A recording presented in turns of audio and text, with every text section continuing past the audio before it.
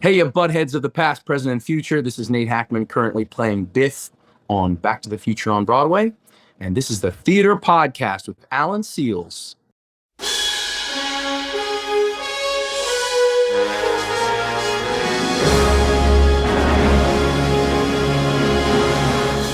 Hey everyone, welcome back to an all-new episode of the Theater Podcast. I'm your host, Alan Seals, and this is the first of 4 episodes that are going to make a wonderful theater podcast takeover with the stars of Back to the Future, the musical, now on Broadway. This first episode here is with Nate Hackman, who plays Biff Tannen. Next up, we have Merritt Davis-Jones and Jelani Ramey, followed by Liana Hunt, and then rounding it out with Casey Likes. So make sure you follow the podcast for the next couple weeks to get all of those amazing episodes. So at the end of every one of these Back to the Future takeover episodes, I ask them some Back to the Future movie trivia. So it's interesting to see how much of the obscure trivia they knew about the movie itself before coming into the show. But anyway, without further ado, I'm just going to kick this right off. Everybody please enjoy this episode with Nathaniel Hackmann.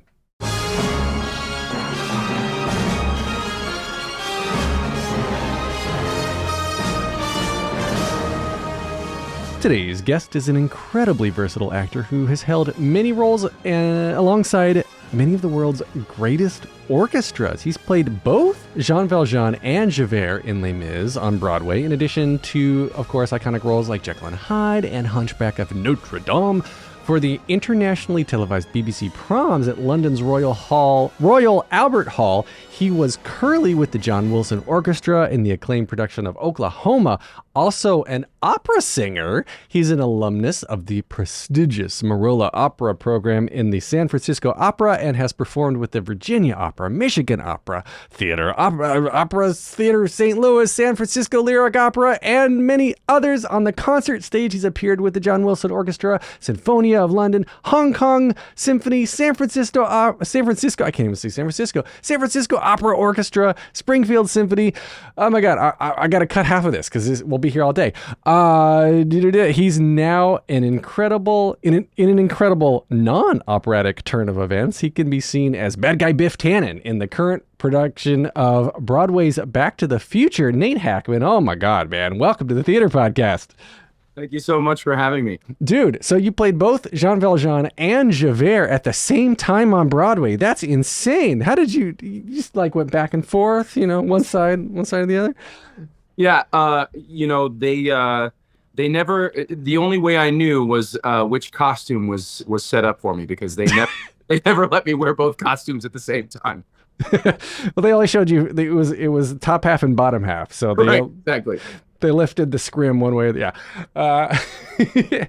So, oh my God, dude, I assumed, I'm so excited to get into this because I perhaps falsely assumed with the opera background and the international background that you were British, but no, you were born in Scottsdale, Arizona. So that's correct. I was born. Is that where you grew up too? Yeah. So people who are familiar with the greater Phoenix area, Scottsdale is often thought of as sort of the bougie area. It's like where most of the Cardinals or the Diamondbacks players have houses. It's all in Scottsdale because that's fancy and there's lots of great golfing to be had there. And it's one of the nicest towns for resorts in the sort of Southwest. I was born in the 1 square mile of crappy Scottsdale. I am firmly middle class, perhaps lower middle class, even the way I grew up. My dad was a software engineer for Motorola originally, is what brought him out there. And my mom has worked in education most of her career, but has done many odd jobs. But for the last 24 years has been an arts coordinator for a middle school system called Kyrene Middle School out there. And they both have done community theater as long as I can remember. So I sort of came by the music bug, honestly. But yeah, definitely not British. Definitely an American. I was going to ask where the connection came from. And it sounds like your parents sort of pulled it in because, NFL and golfing, of course, leads to, musical theater. It's the next natural progression. Right. But your parents, a software engineer and an educational administrator, where did their love for theater come in? Right. So they actually met in middle school in Iowa, where they grew up. doing a production of, I'm pretty sure, Once Upon a Mattress. And they grew up doing theater in a small town in Iowa called West Union. And so inevitably, when they got married, they wanted to get the heck out of there. And like I said, my dad was educated in computers and software engineering, and there was a job at Motorola at the big plant down there in the Phoenix area, and so they moved when my mom was pregnant with me, and I was born in, like I said, in sort of crummy Scottsdale when they had first gotten there, and then they've all kind of lived all in the suburbs of Phoenix. I grew up mostly around the Mesa Chandler area more than anywhere else. For those folks in the Southwest who know that area, including Casey Likes, because oddly enough, my mom and his mom were both in music education in the Valley of Arizona, know each Wow. other. But there's 20 years between us, so we never worked together. I moved away before he was even born to go to school. But I grew up in Arizona, and they have done community theater. Both my dad and my mom have done community theater in the area, sort of my whole life and as long as I can remember. And of course, that meant that growing up, I wanted nothing to do with it. I thought it was cheesy. I thought it was hokey. I was Of not course. interested in theater at all. I was mostly interested in music. I played the trumpet from fifth grade and wanted to be a serious musician. Really liked jazz, especially in symphonic music. Grew up worshiping John Williams and Alan Silvestri and James Horner and these guys who wrote these incredible, musical symphonic scores. All the way back to Eric Wolfgang Korngold, and all the way forward to now Zimmerman and these guys who still write these. I mean, Sylvester's still writing all the Avengers scores and Hmm. putting out this amazing music. But that was where my heart was. I hadn't really taken a voice lesson or done any sort of major performing before I went to college, and then I started my undergrad at Northern Arizona University, basically because I stumbled into a vocal scholarship when I was in choir and auditioned for it. And I was like, well, I guess I have to be a music major, so I'll be a music education major and follow in my mom's footsteps and have my high school choir and then sing my jazz music on the side and play my jazz music on the side. Huh. And then I got with a voice teacher for the first time my freshman year, who was sort of like, hey, if you really wanted to do this, you probably can. You just have to decide that you want to. And he was the first person to put an operatic recording in my hands, which was actually La Boheme, which is the poster right behind me that you can see. And I loved it. I fell in love with the music of Puccini and with that operatic world. In so many ways, it sort of scratched the same itches that jazz does, as far as needing to have an Olympian level knowledge of the voice and of the music and of the output, to be able to hold your own is like top level of skill, which is kind of what appealed to me about jazz. And so I was into that, and I started consuming operatic music and scores and recorded soundtracks and things like that at a voracious level, and took voice lessons and switched my major to be vocal performance. So you were focusing on opera pretty exclusively early on. Yeah, I mean, so my education was certainly focused. In order to pay for school, I, as a freshman, also kind of stumbled into working at a house that was at the time called Canyon Moon Theater. No, it was called Oak Creek Canyon Theater, which was down in Sedona, and then it switched to Canyon Moon Theater, and I did a Grand Night for Singing there, which is Rodgers and Hammerstein review, and did all the big tunes of Rodgers and Hammerstein in that thing, and then consequently they brought me back, I think, for 8 or 9 more shows. I did You're a Good Man, Charlie Brown there. I did a 60s jukebox musical called Suds there. I did Side by Side by Sondheim, so sang a whole bunch of Sondheim music.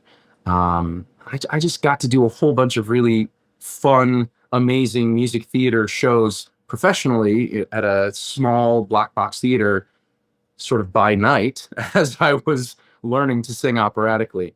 And at the time, I was like, oh yeah, this is fine for earning bread, but it wasn't necessarily what I was aiming at. What I have since realized is that the music theater community and the people that work in music theater are actually my tribe. After many, I suppose half a dozen years after I got my degrees and went out and was doing both things, doing both opera and music theater, both professionally, kind of bouncing back and forth, I realized that the music theater world was sort of more my happy place and where I wanted to be. So that's kind of when I shifted in that direction. But were you, so I guess then are you, well, where did all the opera credits come in? Because if you're shifting back, you find your tribe there with theater, then, but like legitimately, I only read maybe half of your opera credits. Yeah. So early on, I did my undergrad and graduated in 2003 with my undergrad. No, 2004 with my undergrad, and then went straight through and got my master's in 2006. And in the summer times was when I was doing professional opera stuff with that. So, but right after I finished my undergrad is when I went to San Francisco and did the Merrill Young Artist Program for the San Francisco Opera.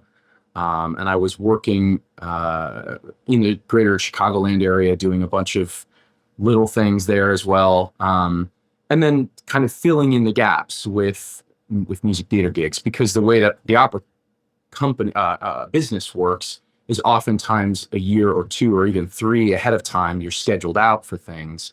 And so then I knew what my windows were where I could shoehorn in a music theater gig to keep paying the bills.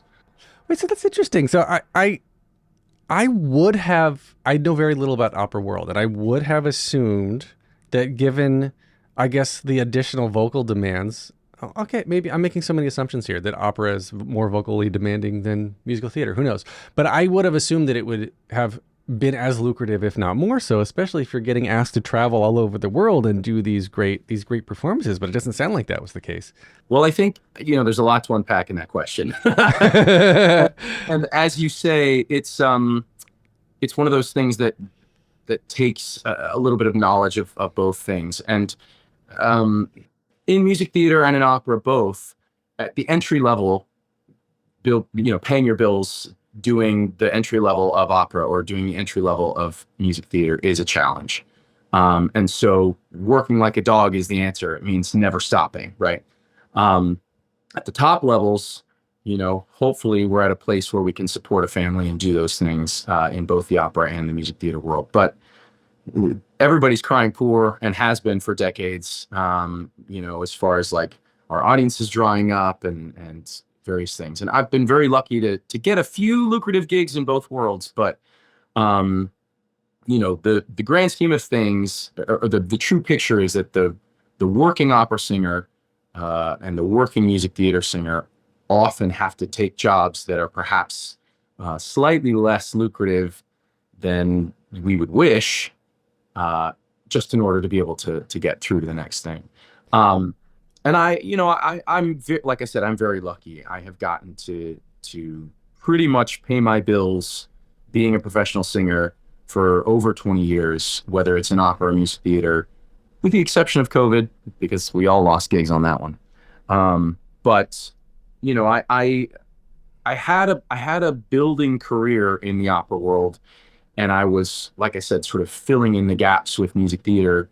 And then the sort of main turning point came when I auditioned for the network's Beauty and the Beast tour that went out in 2010. Yeah. I booked that, and in order to take that, I had to lose a Guglielmo, a Don Giovanni, a couple of big leads that were moving in the, again, increasing in visibility in the operatic world. But even all those gigs combined paid me less than a third of what I was going to earn being on that tour in music theater. And so it was one of those moments where I was like, okay, do I turn down the tour in order to be able to take these gigs that are more spread out and less money and have to fill in those gaps again? Or do I really switch my focus and decide to make a career and go in the music theater world? And ultimately opted, like I said, because my tribe, my people are kind of in the music theater world, opted to go out on that Beauty and the Beast tour. And some of my absolute closest friends are still from that experience. I wouldn't trade it for the world. That's so cool. I love that you were presented with this opportunity. I talk about the multiverse of decisions within this all the time, and that people, like, if they turn down gigs, or they take one gig over another, that it always leads you to where you are now, right? And just in this multiverse somewhere, you're this big opera star that's still starving, but but but hey, it's a whole different world. Yeah. I mean, if the multiverse includes every possibility, then yes, I'm absolutely an opera star in one version of it. Absolutely. As I guess by that logic, I am too. Correct. Correct. Yeah, yeah. Oh gosh. I mean, you're actually a bit of I mean, it's too late for me to like, and never too late. But I was saying, like, I've always had trouble. Bringing this to me for a second. As a baritone, I've always found it hard to find things to really sink my teeth into, because I don't, the bass parts are okay, but there's not a lot of it, and the tenor parts, they hurt. You can't maintain that 8 shows a week. So like finding a really good baritone role, it's really tough. It's tricky, man. It's tricky, and I feel for you. I have I studied as a quote unquote cavalier, or a young cavalier baritone, doing the Barber Seville and doing singing Toreador for every jump out from Carmen. You know what I mean? Doing the big tunes, just like you sing Some Enchanted Evening, or Oh, a Beautiful Morning, or those big baritone R&H shows. Yeah. The soliloquy, right? And so I was with you, man. I was feeling solidly in the baritone world when I was doing that Networks tour, that Beauty and the Beast, and singing Gaston 8 times a week was interesting, because it does go down into the basement after being up in the rafters, and because I am also a bit of a jerk and a bit of a show off, I would like to throw in some high notes for fun, because I love those guys that would do it in the operatic world, and I always found that exciting. And so when Seth Wenig, who was the head of Networks at the time, and I think still is an executive producer over there, came to our opening party for Beauty and the Beast, that was when he pulled me aside kind of and was like, we're doing this Les Mis thing that's coming out. He's like, you really should take a look at it. I was like, man, I would love to sing an Enjolras. I would love to be in the show in any way, shape, or form if you want to involve me. And he was like, no. Valjean. Look at Valjean. And I went, wow. Nope. You know what I was like, okay, I'll try. All right. Yeah, exactly. So the next day, after having, been up until all odd hours, which is great for your voice. Right, exactly. A grand time with everyone. You bet your bottom dollar I had that Les Mis score pulled up on my iPad, figuring out how I could get that next whole step and a half that I would have to be able to do that. We're going to be right back.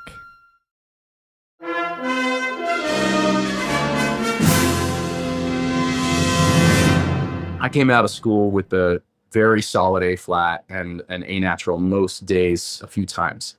And in order to do Valjean, you got to have a B flat all day long and 3 or 4 big B naturals a day to be able to really figure that out. So then we're talking stepping into the heroic tenor rep, right? I mean, from an operatic standpoint, you're kind of shifting and you're figuring out, okay, what do I have to do to make that work? And I could really go down the rabbit hole of technique and conserving and being careful in the ways that you have to be able to do things 8 shows a week or be able to sell these parts. But, I would say that 40, 50 years ago, it would be a very different beast for me to try and move into the tenor repertoire. When these things came out in the 80s, personal body miking was in its infancy. And a lot of shows didn't have miking at all, and of course the operatic world thought it was a joke. So you had to be able to sing loud. People were screaming in these shows, right? Especially in Les Mis and Phantom. But the whole landscape of that has shifted because of sound design and the way that the whole theater scene has shifted as far as like the way speakers work and the way personal amplification works. And so I think vocal technique has had to shift as well. And the truth is, in order to be able to make those things happen, you have to change how loud you sing at the very, at the very most basic. Right.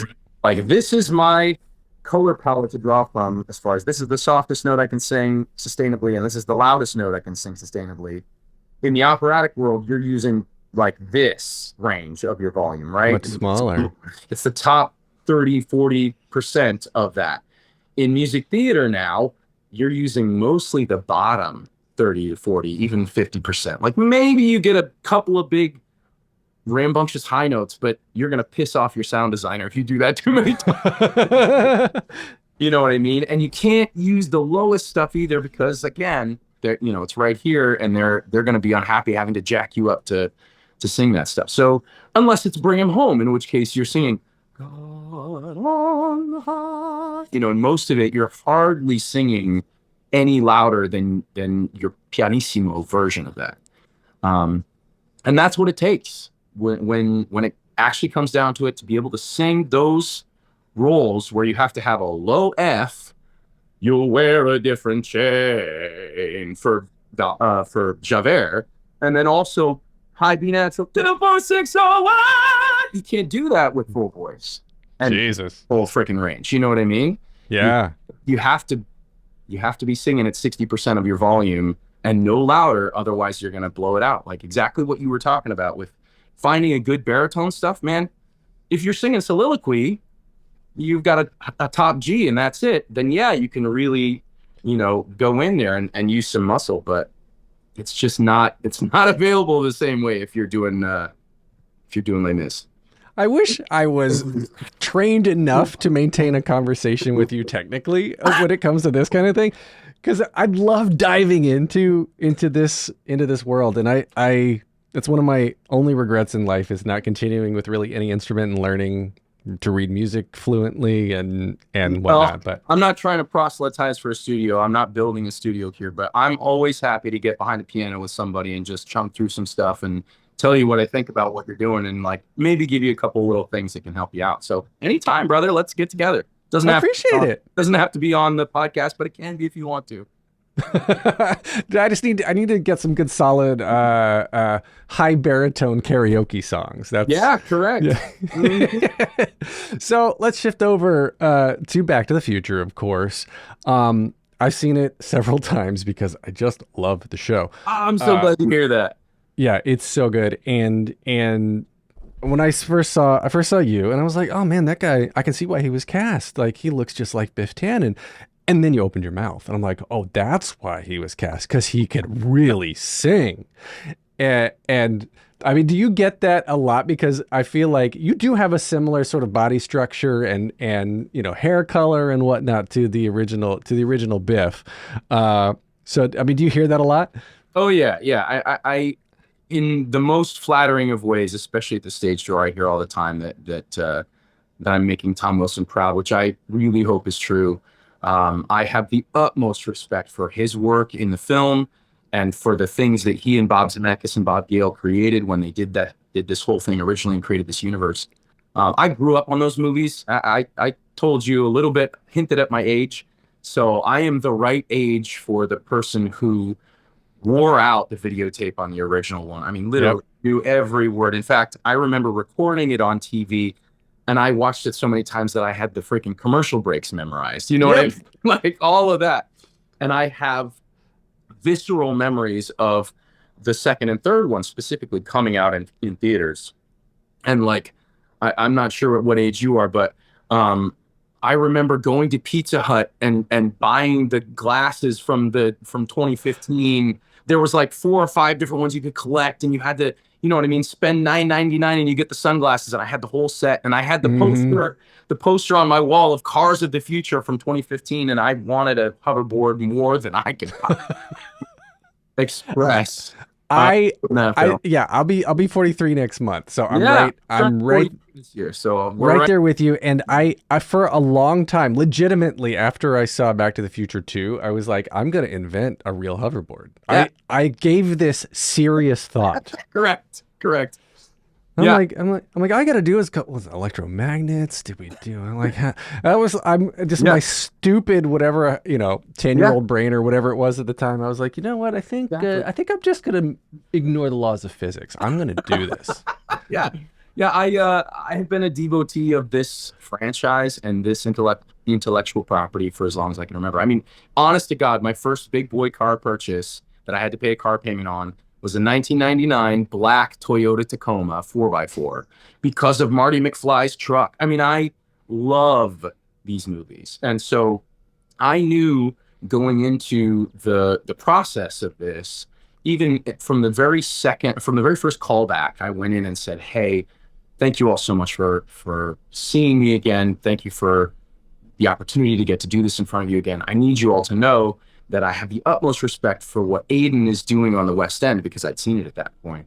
But my intention is to come in here with a much more Tom Wilson-y version of Biff because that's what I would want to see as Hmm. a fan of this franchise, as a fan of this original film and the follow-up properties. I mean, the ride from Universal Studios that I went on dozens of Yes. times, and I mean, that Biff is who I would want to see if I was going to see the show. And so I was very clear with them. I said, look, I'm always happy to take a note. I'm interested in hearing y'all's input, but I want you to know what I'm aiming at, which is trying to do justice to what Tom Wilson did.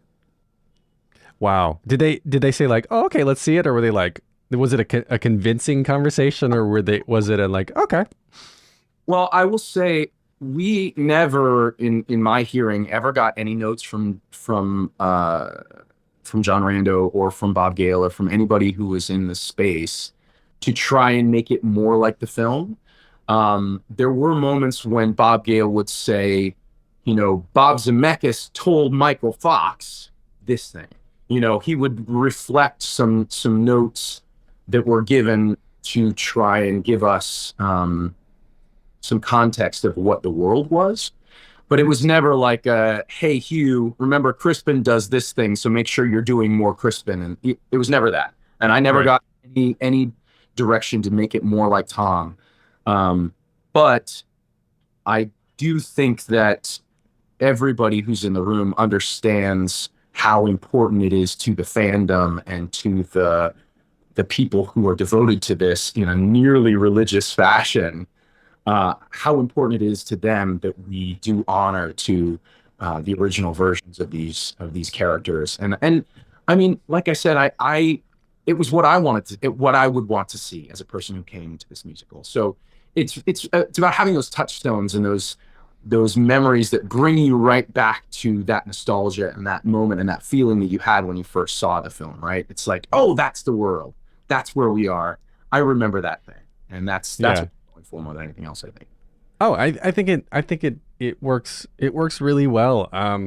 And I mean, you'd mentioned like, Tom Wilson, Thomas F. Wilson was the original Biff, and didn't he and Chris Lloyd and Michael J. Fox and even Leah Thompson too? They came to opening, right? Weren't the four of them there? A whole bunch of folks were in opening. I didn't meet Tom, so I don't know whether he was there or not. I think you know, there is no doubt that the people who have been associated with this franchise for a long time feel a very close connection to it. One of the things that Bob Gale said to us on our first rehearsal was, this has been a thing that he has cherished and honored and sort of been a steward of from its inception.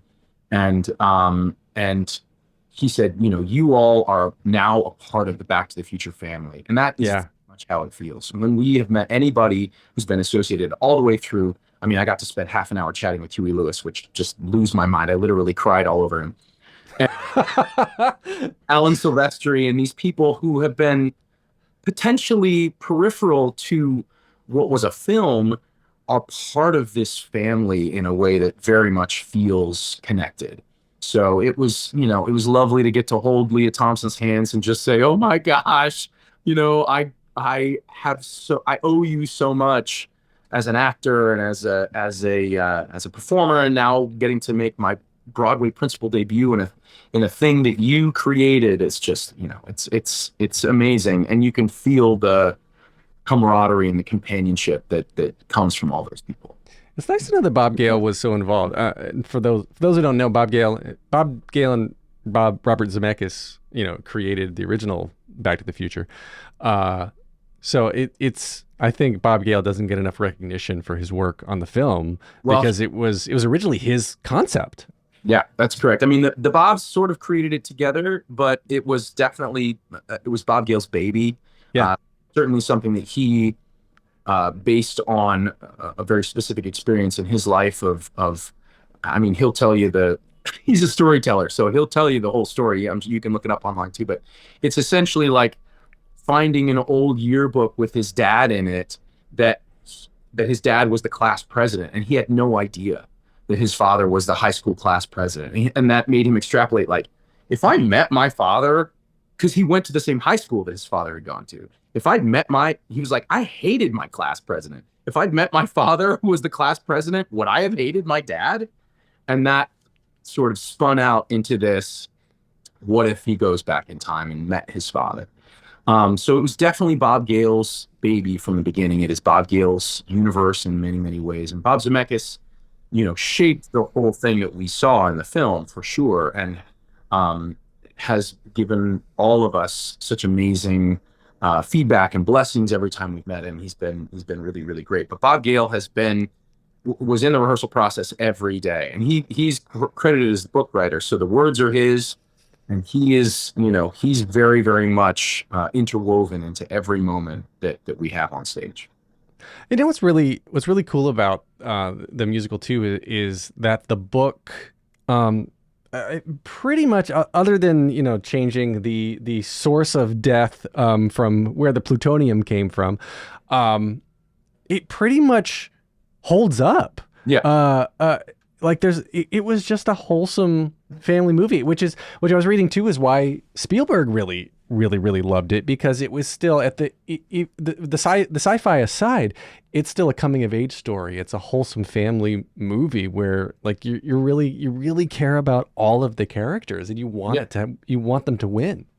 Yeah, I think there are some very universal themes. One of the things that's so brilliant about what Bob Gale does is he's a voracious film historian. He knows better than just about anybody of his generation the films of his time and before, and films that are coming out as well. And he's actually very well regarded within the sort of copyright and infringement film world for being a consultation person on film history. And like, if somebody comes forward and says, oh, that person has copied my idea, Bob Gale is always one of the first people who is a material witness in those situations to say, no, that happened way back in this film in 1942. And then in 1922, there was that film, which that film was copying it. You know what I mean? Like, that wasn't your idea and it wasn't his idea. It's all, you know what I mean? Like, it all harkens back. So he's got this incredible built-in knowledge of the way film works and storytelling in general. And I think there are some universal themes of the David and Goliath story, of man versus God in the universality of time and having to play against the clock. As you say, the coming of age story is also a universal thing. And then also bringing about the specificity of America in the 1980s and America in the 1950s, and the way that reflects on where we are and who we are today. And, it is, like you said, it's something that I think is pretty universal within our culture and has become ubiquitous as well. There's homage to Back to the Future in so many modern films and TV. And, I feel like you can hardly find a comedy or an adventure tale that doesn't in some way reference something that happened in that film. And that film referenced things before it in the same way. And it's part of the fabric of our storytelling. I think it normalized time travel too, in a very wholesome way, right? It made sci-fi a little more cool. 100%. Yeah. One of the reasons I think that they had such a hard time selling this film to any studio at the time was that before Back to the Future, in some ways, or when they were trying to sell it, sci-fi was either space opera in Star Wars or it was a joke. Hmm. Like trying to find the mixture of comedy and science fiction taken in a serious-ish way. You don't see that very much before Back to the Future. Like you said, it normalized it, but it also made it um, feel truthful instead of Flash Gordon cheesy and you know what I mean, that kind of thing. Yeah, absolutely. And I guess talking about sci-fi and illusions and magic, let's spill all the secrets of the car because Well, because oh my god, yeah, that is that so car, cool. the car is the true star. I mean, forgive me, Casey and Roger. I love you guys, and you know I have the utmost respect for your work. But when I went and saw it in the West End, I saw it with Roger, and I saw it with the original. I saw it with you. I saw it with the original guys 2 or 3 years ago. 3 years ago, 3 summers ago. Um, I went there and I went, oh, I've got a better chance at booking this than I have ever had at anything because people are going to come to see the car. Because Yep. it's the car. It's the time machine. And it flies and it flies, moves. And I moves. mean, like, so Chris Fisher did the illusions for the show for Back to the Future, and he also did the illusions for Harry Potter and the Cursed Child, just to give you give everyone a little comparison of how good this is, right? He's a member of the Magic Circle, and I mean, Jesus, like everything in the show, it's just so well done. It fits because when I first heard, oh, Back to the Future, the musical. All right, question mark? Yeah. I said, how are they going to do that? And I am so glad they did because it's phenomenal. Obviously, you can't make a car actually go 88 miles per hour on a Broadway stage, but I'm not going to spoil how it's done because you got to go see it. But do you know how everything works? Are you allowed to know? And like, are you contractually not allowed to say anything? Well, so it's not like I've signed an NDA. But for the sake of my my interest in having people come and have an experience in live theater, which is, I mean, that's my livelihood and that's what I try to do. You know, I will say you have to come and see it to experience it. As you say, it's an extraordinary thing, and Chris Fisher is an incredible talent and a genius of a man, and has done some things that when you actually know how they go, you're like, oh, of course that's what it is. But it's all about, you know, any really brilliant piece of magic in its simplest form is actually pretty simple misdirection, right? And Chris is the kind of person who's such a nerd about it that on his days off, he would literally go find the closest close magic specialist and go watch their show on his day. You know, he loves magic. And so being involved with somebody who is that spectacular it's about planning, right? It's about knowing exactly where to direct someone's attention and at what moment you can do the switch so that the thing that you're supposed to be looking at, you're not looking at, and the thing that you're not supposed to be looking at can be, managed. And it really is mechanics. It's about going through it over and over and over and over again. I didn't get to work with him on all of the magic tricks, but I do have a couple of things that I'm very heavily involved in. And we got multiple hours of, well, maybe you hold the thing in just this way with these fingers to make sure that you get this moment happening and this glints this way, and that we catch it in the light this way, and then make sure that you move in this direction so that you can do the switch this, you know what I mean? It's that kind of really, really precise sleight of hand things that anybody beyond the 10th row, there's no way they would catch if I screw it up. But to Chris, it is the art of it that makes it, wonderful. We're going to be right back.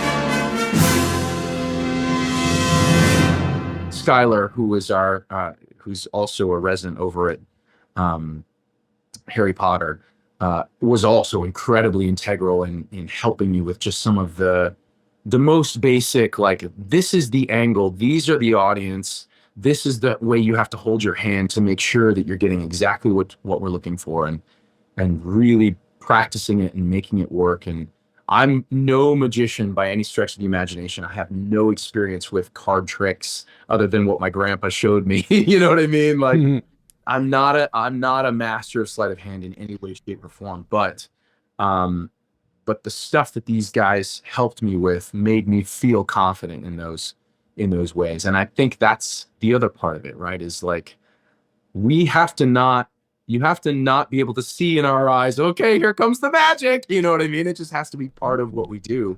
You can't look terrified. Right, exactly. Like giving away, like, whatever you do, don't look over there. You know what I mean? But so much of it is right up through the old vaudevillian tradition of look over here, look over here. You know, it all comes back to three-card Monty in its own way.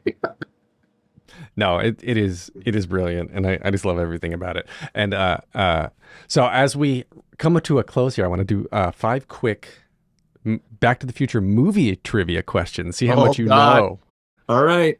See how much you know, Mr. Wore out the VHS tape. Let's see. I mean, I'm pretty confident right now, but now I'm second guessing myself. I'm starting to sweat. It's okay. Okay, really easy one. Should be easy. Number one, what year was the movie released? No, I know. It's 1985. I was like, no. All right, ding, ding, number one. I was like, no way. No way he doesn't know that. Okay.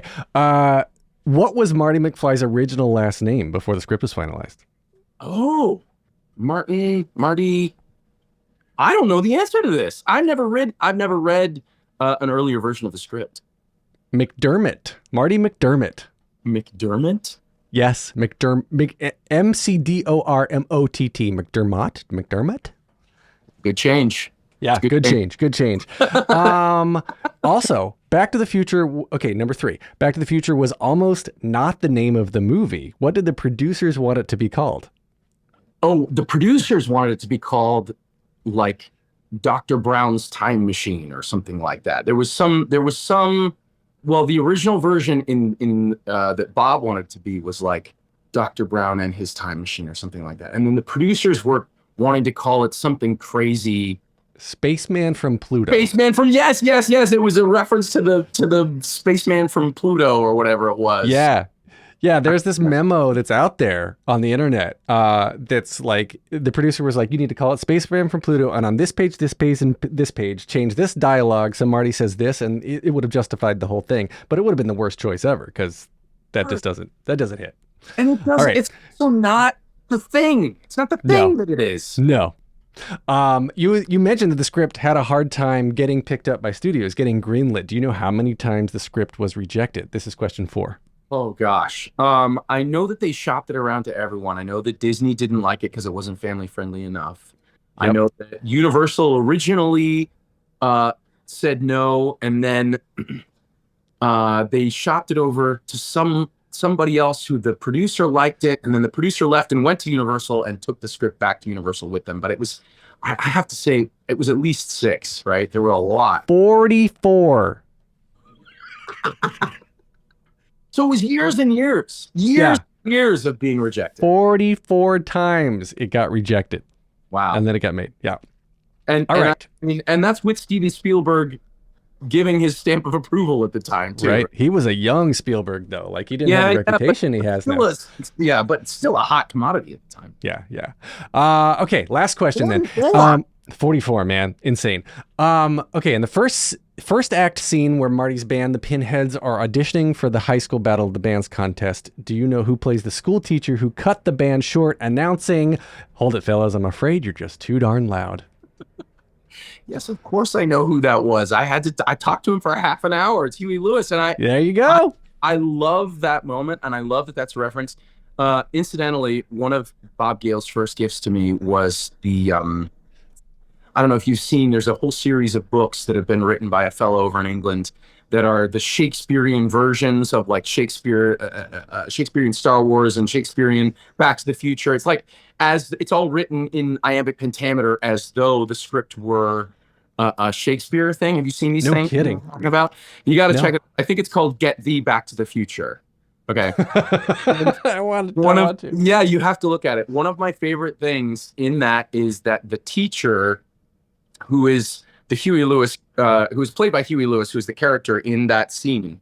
So it's a scene by scene reflection of the movie, and all of the things that that teacher says are all references to Huey Lewis's songs. So like every third line is a title of one of Huey Lewis's songs. It's freaking brilliant.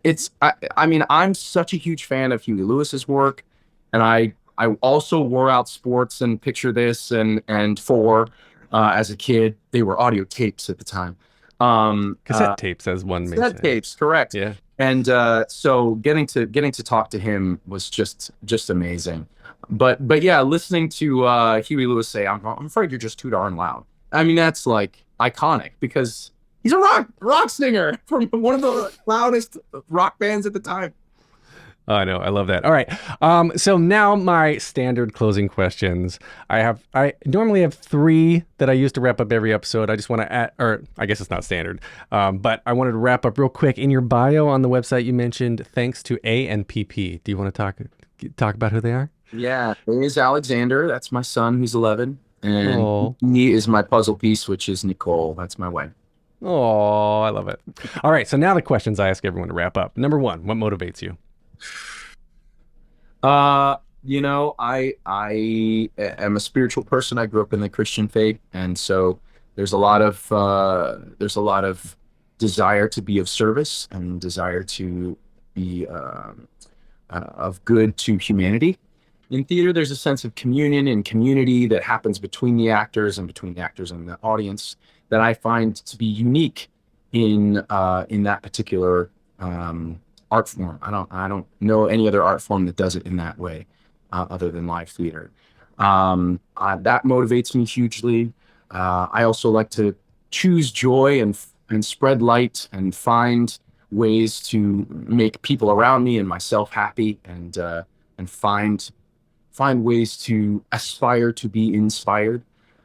That's a huge motivator. I think all that and a good nap. My other biggest motivator. Just motivating to get to that nap. Yes, exactly. Right. Yeah. At our age, yeah, that's about all I can ask for.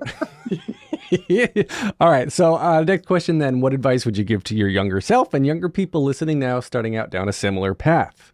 Yeah, sure.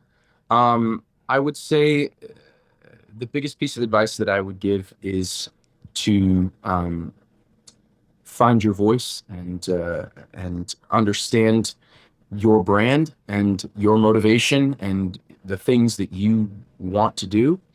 Meaning, like, what is the kind of work that you want to do? What is the kind of person that you want to be? Who, so many young people, and myself included, were probably more interested in perhaps celebrity and fame and getting to do the thing that we find so glamorous. And once you're in the thick of it, you realize that that's a whole lot different than you might have thought it was.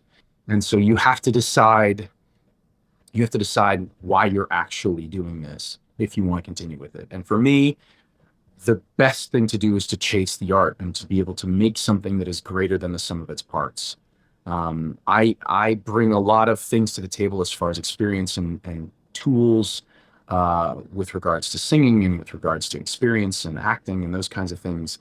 But I am hopeful that every project that I get to do is better than what I could do on my own because of the people that are around me and because of what the audience brings and because of being in that communal experience that I was talking about earlier. Oh, that's great.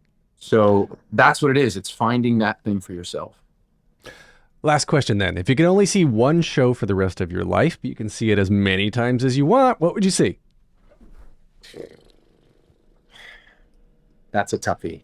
I mean, so I've been very lucky to get to do Sweeney Todd a couple of times, and I've always played Anthony, but that was one of those that I was like, I could be in this show forever. I think the music is some of the best music that has ever been written. I think the book is fabulously tight. I think it's robust enough to hold many different choices and many different viewpoints and still be an incredible piece of theater that ticks all the boxes for me. So I think if there was one that I had to had to choose at the expense of all others, it would probably be that one. Great. Where can we find you online on the social medias? Well, I'm on Instagram more than any other place, but I've just started a TikTok channel as well. You can follow me at N and then the number 8 Hackman with 2 N's. That's my real account, Nate Hackman. Anybody else is just an impersonator, and follow them too if you like, but don't expect. You don't get the same quality. One of the things I really liked, I was watching one of your reels last night to prep for this, and you did a duet with an a cappella group singing Beauty and the Beast. Yeah. Yeah, so you were singing as Gaston with the acapella. I was like, as an aka nerd, I really appreciated that. Oh, I grew up on that stuff too. I told you I'm a jazz guy. Yeah. I love all that acapella stuff, and Jake Odemark has a whole bunch of stuff that he does really great. And T3, those are good. Those guys are good friends of mine, and their stuff is awesome. I'm a big fan of the vocal instrument in general, and so I'm always interested in collaborating and supporting those people. Yeah. Yes, great. I am. Blah, blah, blah. I'm doing awesome. It's been awesome, man. It's been great. I think you just shut down. It hit the top of the hour and boom, I ran out of battery. No, you can find me online as well. I'm on Threads, Instagram, and Facebook, and TikTok. Oh, I gotta update this thing. Yeah, Threads, Instagram, TikTok, Facebook. I threw X out because why not? And Nate Hackman, thanks so much. I really enjoyed this chat. It's been a pleasure, my friend. Me too.